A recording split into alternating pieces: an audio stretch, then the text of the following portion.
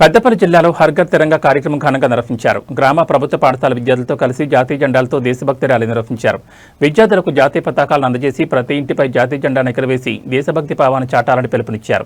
ఈ కార్యక్రమానికి ముఖ్య అతిథిగా బీజేపీ ఓబీసీ మోర్చా రాష్ట్ర ఉపాధ్యక్షురాలు కందుల సంచారాన్ని పాల్గొని విద్యార్థులను ఉద్దేశించి మాట్లాడారు. స్వాతంత్ర సమరయోధుల త్యాగాలను స్మరించుకుంటూ యువత దేశ సేవలో ముందుండాలని అన్నారు. జాతీయ జెండా దేశ గౌరవానికి, ఐక్యతకు ప్రతీకని పేర్కొన్నారు.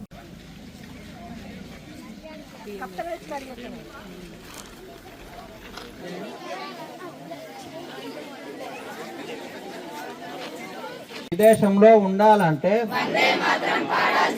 భారత్ మాతాకి, భారత్ మాతాకి జై హింద్.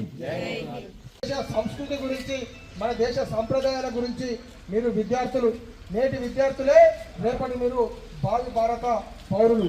ఈ దేశం మారాలంటే మనం ఒక 48 గంటల్లోపు ఆపరేషన్ సింధూర్తో మట్టు పెట్టినటువంటి సందర్భం మీకు అందరికీ తెలుసు.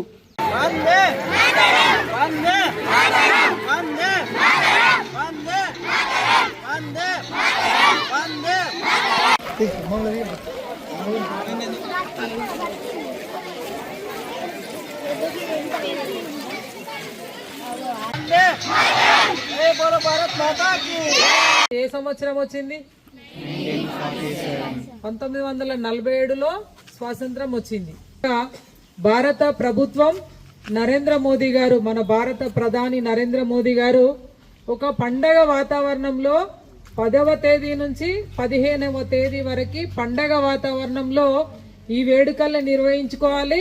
హర్ ఘర్ తిరంగా, ప్రతి ఇంటి పైన కూడా జాతీయ జెండాని ఆవిష్కరించాలని మరి దేశ ప్రజలకి వారు పిలుపునివ్వడం జరిగింది. అందులో భాగంగా ఈరోజు మీ అందరినీ కూడా కలుసుకుంటా ఉన్నాము. మరి ఈ స్వాతంత్రం రావడానికి ఎంతో మంది మహనీయులు వారు ప్రాణత్యాగాలు చేసిండ్రు, అలాగే వారు జీవితాలని కోల్పోయినరు. ఎంతో మంది త్యాగం చేస్తేనే ఈరోజు మన దేశానికి స్వాతంత్రం లభించింది. మరి వచ్చినటువంటి స్వాతంత్ర భారతంలో అనేక అవకాశాలని మనం పొందుతా ఉన్నాం, అనేక హక్కులని మనం అనుభవిస్తా ఉన్నాం. యువత మంచి మార్గంలో నడిచినప్పుడు, అన్ని అవకాశాలు పొందినప్పుడు మాత్రమే ఈ దేశం అభివృద్ధి చెందడానికి ఆస్కారం ఉంటుంది. అందులో భాగంగానే ఈరోజు నరేంద్ర మోదీ గారు యువ శక్తిని సన్నద్ధం చేయాలి, వారి లోపల దేశభక్తిని పెంపొందించాలన్న ఉద్దేశంతో ఈ కార్యక్రమం హర్ ఘర్ తిరంగా, తిరంగా ర్యాలీలని మనము గొప్పగా నిర్వహిస్తూ ఉన్నాము. ఇది ఏ ఒక్కరిదో కాదు, ఇది ఇవాళ పండగలు మనము ప్రతి ఏడాది కూడా పండగల్ని జరుపుకుంటాం. ఏం పండగలు అవి?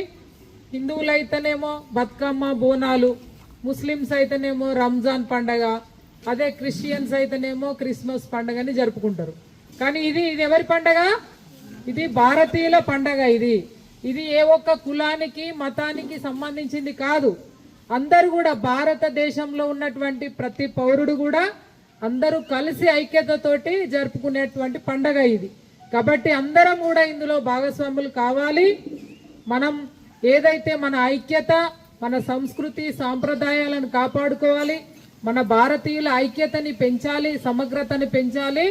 మనం భారతీయులందరూ కూడా ఐక్యతతో ఉన్నారనేటువంటి నినాదం ప్రపంచ దేశాలకి అందించాల్సినటువంటి బాధ్యత మనందరి పైన ఉన్నది. అందుకొరకే ఈరోజు ప్రతి ఊర్లో, ప్రతి వాడలో, ప్రతి బస్తీలో, ప్రతి బడిలో, ప్రతి గుడిలో కూడా ఈరోజు అద్భుతంగా స్వాతంత్ర దినోత్సవ వేడుకల్ని అన్ని కుటుంబాలు కూడా జరుపుకుంటా ఉన్నాయి. ఈరోజు ప్రతి ఇంటి పైన కుటుంబ సభ్యులతో సహా జెండా ఆవిష్కరిస్తూ దేశభక్తిని చాటుతా ఉన్నారు. కాబట్టి అందరం కూడా మంచి మార్గంలో నడవాలి. అదే రకంగా దేశభక్తిని కూడా మన కుటుంబ సభ్యులతో సహా మనం అందరం కూడా దేశభక్తిని పెంపొందించుకోవాలి.